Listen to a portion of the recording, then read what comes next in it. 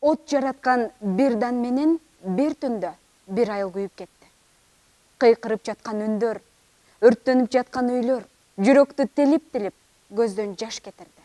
Жан кейитти. Бирок биз күйүп, күлгө айланган боюнча кала албайбыз. Калбашыбыз керек. Кечээ күйгөн жер бүгүн күлгө айланса, эртең ал жерден кайрадан гүл өстүрөбүз. Өскөн гүл сынса, гүл менен кошо көңүл сынат. Ал негизи аны соолутуп, сындырып албаш үчүн болгон убагындагы суу куюп, кам көрүү маанилүү. Бир гана өсүмдүк эмес, бул жашоодогу ар бир жандык суу менен азыктанып, суу менен өмүрүн улап жатат.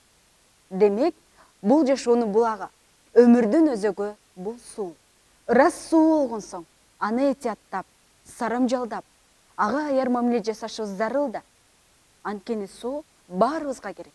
Сага да, мага да, ага да. Бирок суу бардык жерде бирдей таралган эмес. Бир жерде көп болсо, а бир жерде кем. Аны эске салып, туура бөлүшүп, туура пайдалануу адамдар, ал бизден көз каранды. Биз жашаган жерди да, биз өстүргөн гүлдү да, ага койгон сууну да, жада калса бизди дагы Кудай жараткан.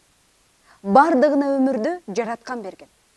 Бүгүн биз талашып, чуу жаратып, чырдашып жаткан жерлердин нагыз ээси биз эмеспиз. Күнү келсе, бүт жер жүзү жок болот. А бирок ошол күнгө чейин адамдык сапатты сактап, канчалык талашса дагы адамдын жеке менчигине айланбай турган жер үчүн бүгүн биз бейгүнөө элдердин жанын кыйбайлы. Карапайым элдин убалына калбайлы. Эки элдин достугун чыңдайлы. Ынтымакты бузбайлы.